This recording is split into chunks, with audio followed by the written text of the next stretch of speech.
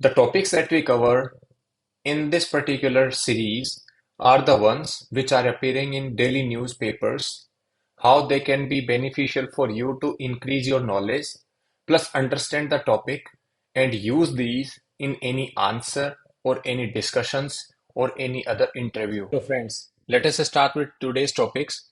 First topic is era of politics of performance. In any government or any democracy, if there is a practice of politics of performance, it's a wonderful news for the democracy.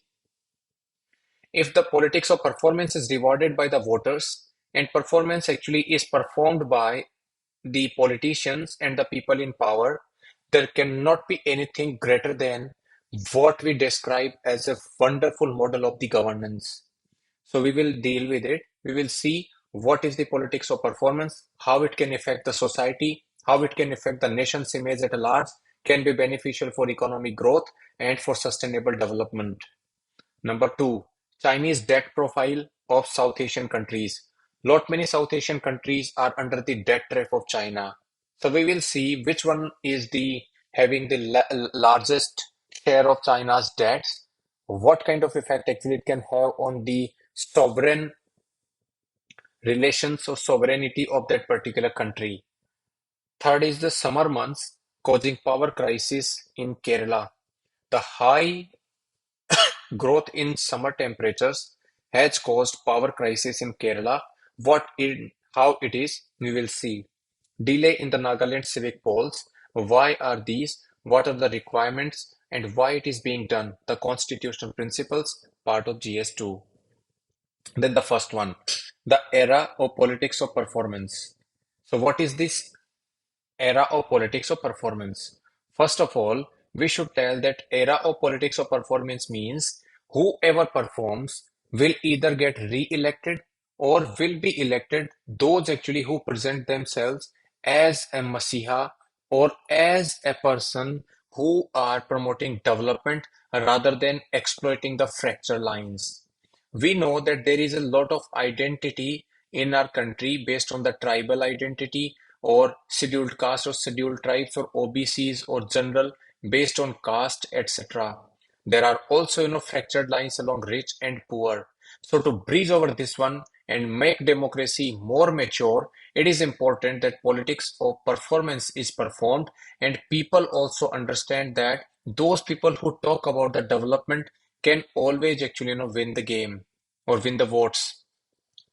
Then the criminalization and the nexus among politicians and criminals actually can be also brought down. The society will then turn more equitable and there will be more sustainability in the society and chances of strife actually will also reduce. India's vibrant democracy thrives on the idea that its elected representative embody the people's mandate. There are 795 MPs, 4,123 members of legislative assemblies, and 31.8 lakh elected representatives at the local government like sarpanches, pradhans, etc. They together formulate policies and ensure that their implementation at the level of the central and state government raise the issues of the people in parliament, assemblies, and councils, and work on the issues of importance as part of those committees. At least 75% of Lok Sabha members are, and nearly 64% of the Legislative Assembly members are graduates.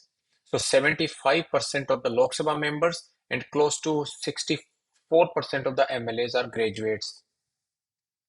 The central role of these people in policy making and delivering public services, we often forget to ask a key question that what makes an elected representative competent?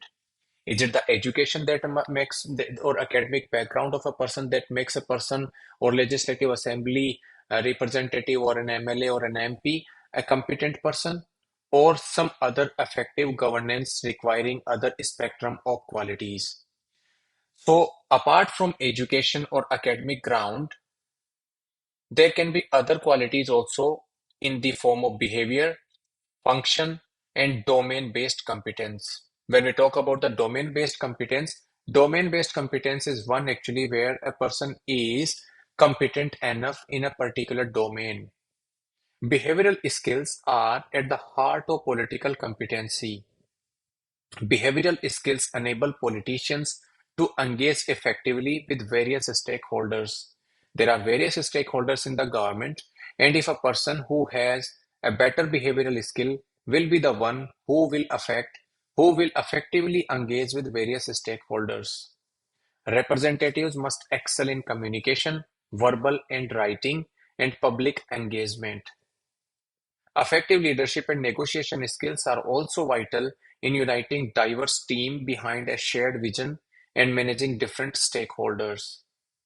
If we take, for example, the Swachh Bharat scheme, then the Swachh Bharat scheme actually was influenced by the involvement of women Panchayati Raj leaders who promoted behavioral change at the grassroots.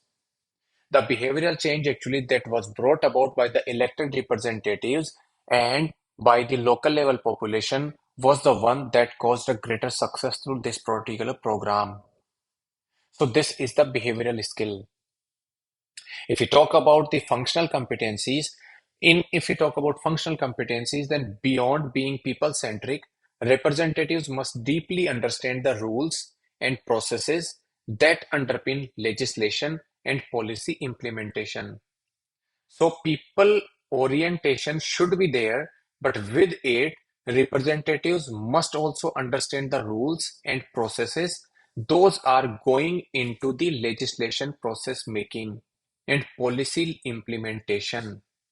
That may include understanding their interventions in parliament and state assemblies, such as utilizing the question hour timings, initiating discussions and debates, raising important policy matters, making implementation and evaluating policy implementation, monitoring the policies, providing suggestions, taking effective feedback from their populace, and raising the voice when their own constituencies matters are of important public concern. Representatives must also be competent in translating citizens' grievances and communicating those policy gaps to decision makers. This may ensure that voices of the citizens are plugged into policy-making processes. So a 0 hour or a question hour or any kind of debate or discussions or any kind of motions will go a long way in making a representative better functional one. Then the problems of the people will also come to the fore. Whether this is a burning matter of a constituency or a larger interest of the society, if the particular MP or an MLA is aware about it, then he can raise and can generate the interest of not only the fellow parliamentarians but the people at large through media. Just like in a 2014, Private Members Bill was introduced in 2014 that advocated transgender rights. And that has led to the formation of Transgender Persons Act 2019. So a private members bill that was introduced in 2014 had transformed into a Transgender Persons Protection of Rights Act 2019.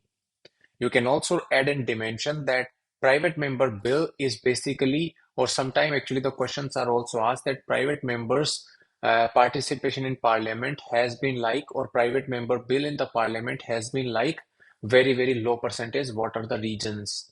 So you can also, mention these kind of figures that apart from the academic qualification of a particular MP, the behavioral, the functional, the domain-based competencies also matter. When we talk about the domain-based competencies, they are also crucial and tailored to meet the specific needs of their constituencies and manage their unique portfolios effectively.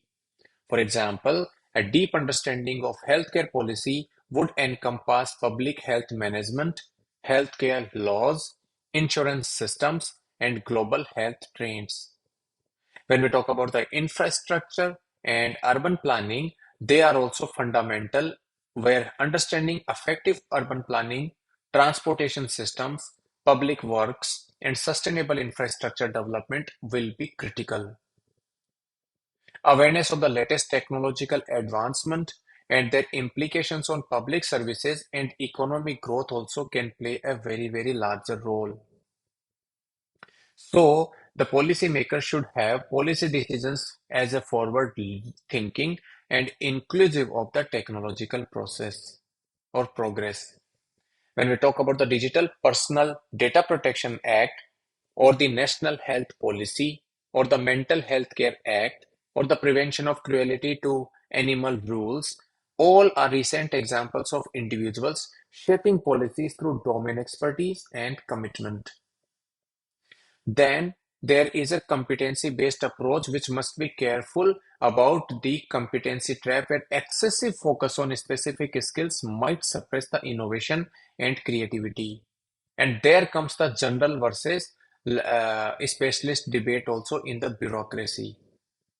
When we give emphasis on the competency based competency based actually specific uh, skills in the bureaucracy, then that may also may not actually yield fruit as desired because innovation and creativity can be suppressed that is needed to solve the complex problems.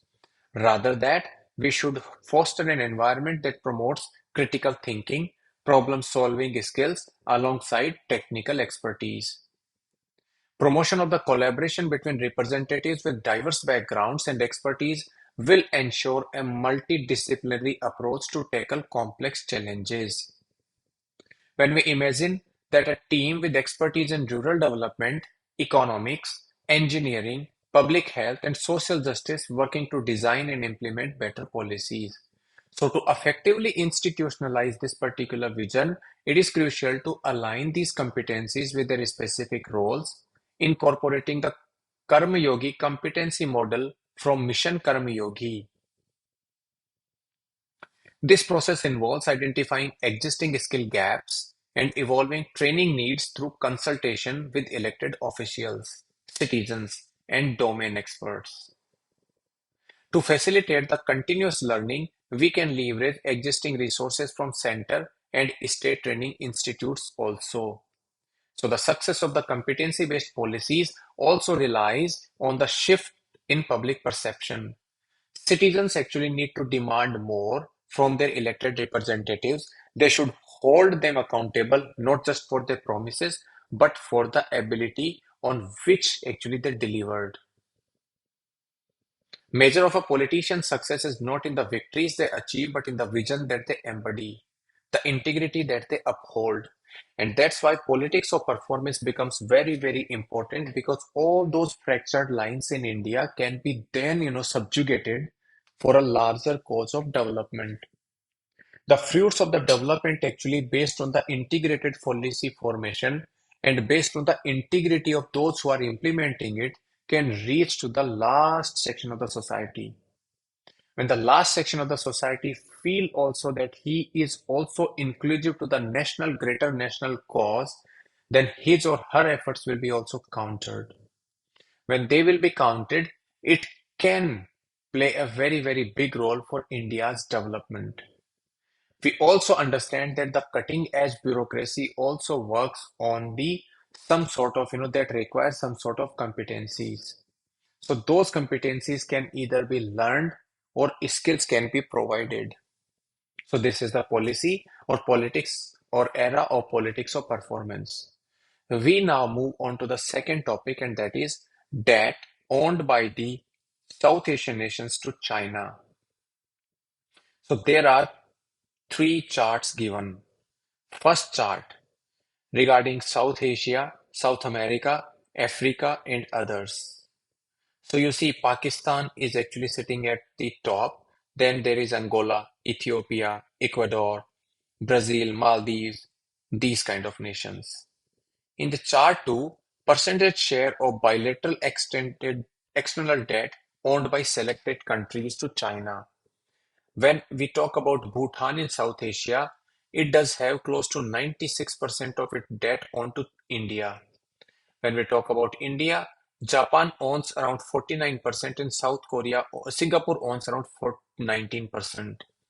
When we talk about Nigeria, Nigeria has close to 83% of debt owned by the Chinese people.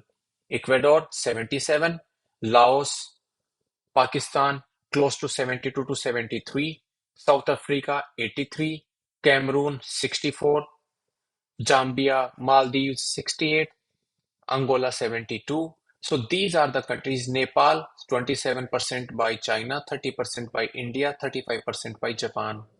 Belarus 32 by China. Bangladesh 24% by China, and Japan has close to 41% share. So these are the external debt situation with which the countries are becoming debt trapped. So debt owned by various countries, especially in South Asia and Africa, to China has multiplied in recent years. China is either the sole or major lender for the majority of these countries. So when we talk about the first chart, so this chart shows the external debt owed by selected countries in China in billion dollars. Only the top 20 countries that owe the most debt to China in absolute terms in 2022 are depicted here. External debt stock is a debt owned by a country to non-residents payable or repayable in currency, goods, or services, and it is the sum of all public, publicly guaranteed, and private non-guaranteed long-term and short-term debts. So what is this debt? Debt means this external debt actually include or the debt that is owned by a country to the non-residents and that is repayable in currency, goods, and services. It is a sum of all public debt, publicly guaranteed debt, private non-guaranteed debt, and privately non-guaranteed debt, and that is long-term or a short-term debt. As can be seen from the chart, the debt owned by the South Asian, African, and South American countries to China has increased significantly post the 2010s decade. According to World Bank's latest International Debt Report 2023. So the International Debt Report is published by World Bank and that is also annually. This was due to the rise in the debt was due to China's going global strategy, which it initiated in 1999, and it started lending abroad.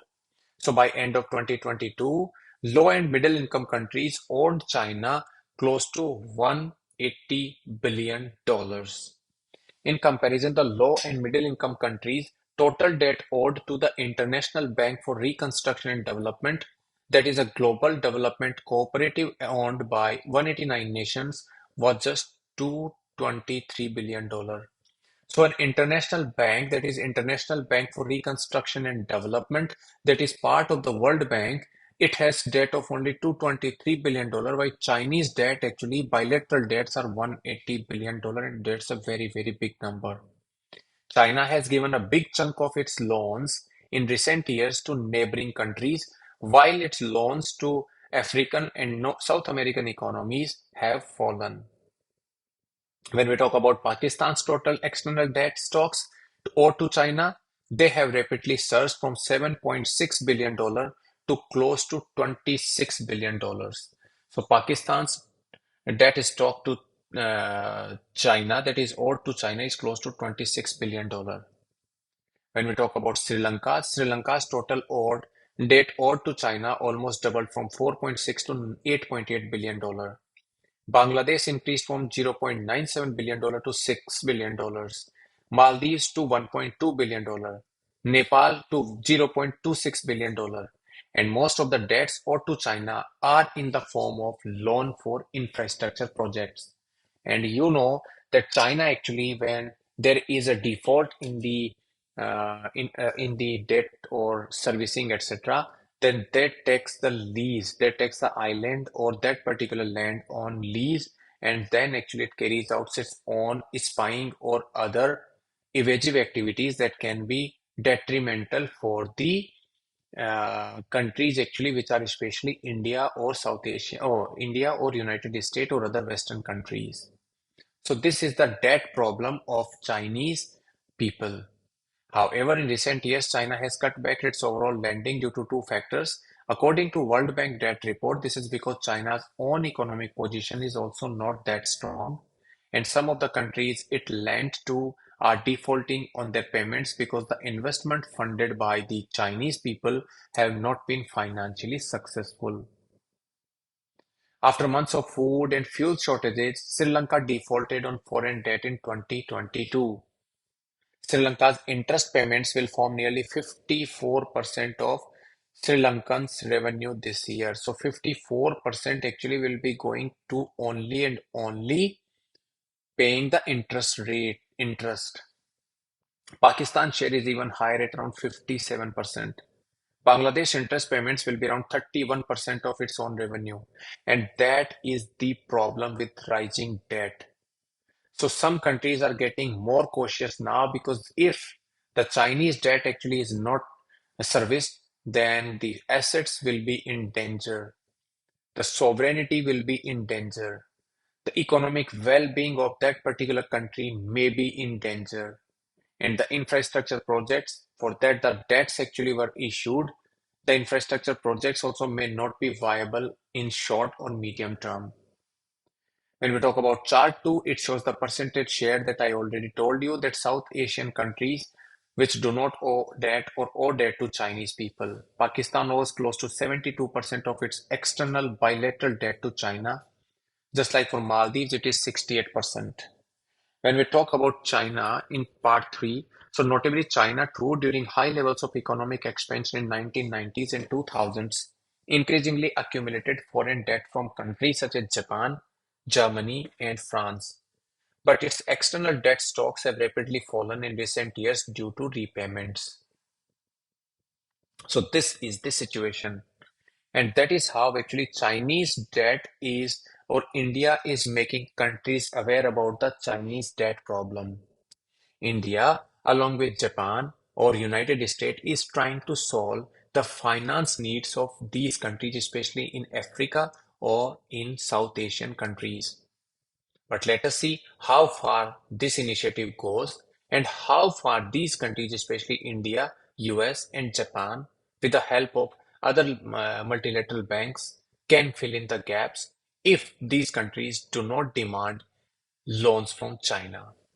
Next come the next topic, and that is powerless in a sweltering summer. So the heat is laid bare the chinks in Kerala's power system. So the unusually warm summer, maybe backed by climate change, has left Kerala with no alternative but to confront a problem that it has been ignoring for past few decades. Some districts are battling heat waves, which has led bare the chinks in the state's power system. It is well known that Kerala depends on electricity imports for much of its daily electricity requirements. It has become routine practice for the Kerala State Electricity Board, that is the state-run power utility, to stave off power restrictions during summer by making advanced power purchase deals and entering. So they try to actually make up advanced power purchasing deals and enter into swap agreements with power generators. This year, the KSEB projections were upended after temperatures drove up electricity usage to an unprecedented degree.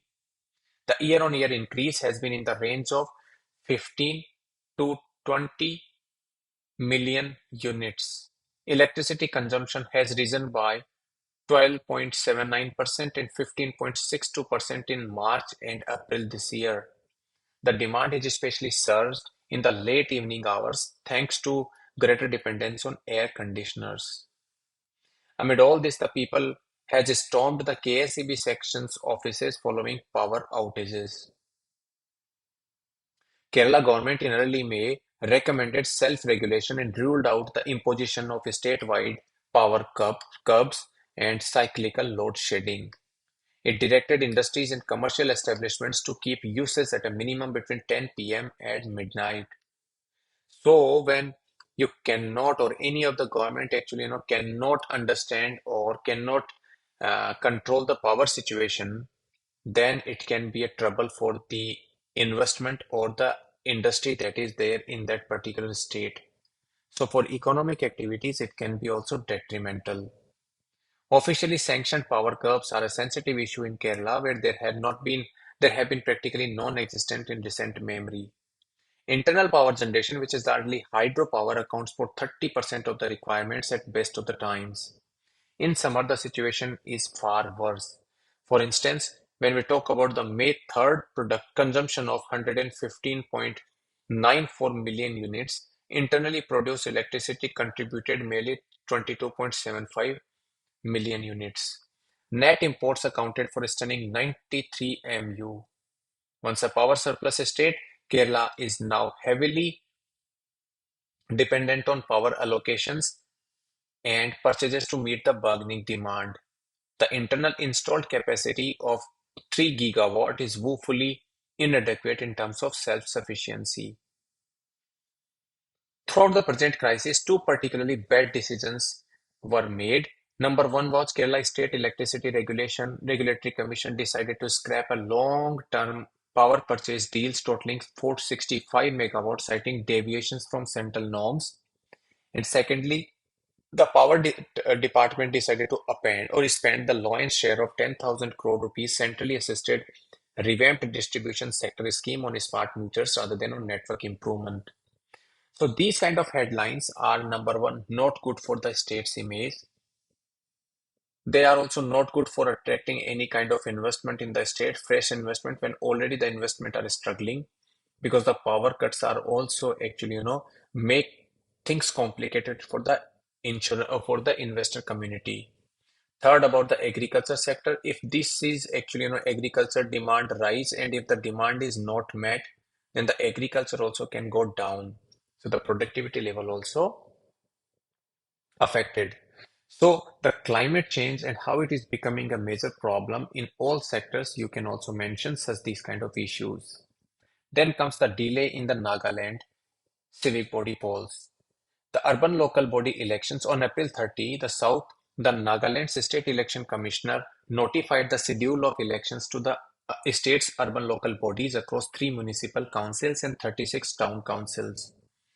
The notification came 4 days after the state cabinet paved the way for holding civil polls stalled for 20 years because of the opposition to reservation of 33% of the votes reserved for women. So there is a particular, opposition to the reservation of 33% of the votes reserved for women. The urban local body polls are scheduled on June 26. So until the recent notification, Nagaland has been the only state where 33% of seats in the urban local bodies have not been reserved for women as mandated by Clause 4 of the 74th Constitutional Amendment Act. 74th Constitutional Amendment Act talked about 33% of women reservation. This amendment actually was on hold because some people argued that quota would violate the special provisions granted by Article 371A of Indian Constitution.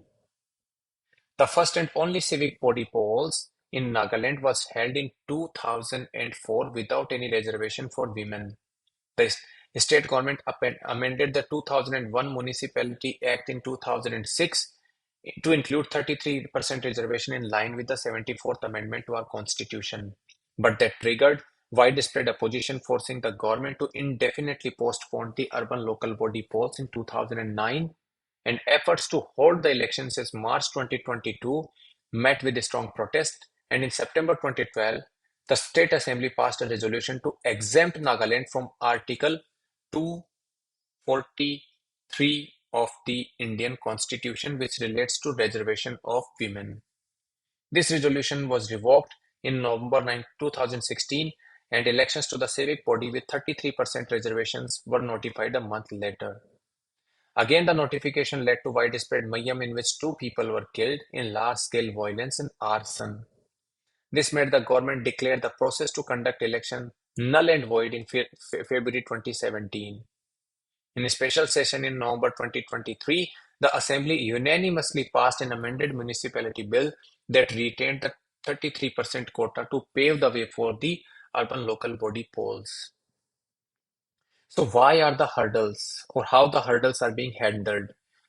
So two issues had been stalling the civic polls, which had its first women MLA 60 years after attaining statehood in 1963.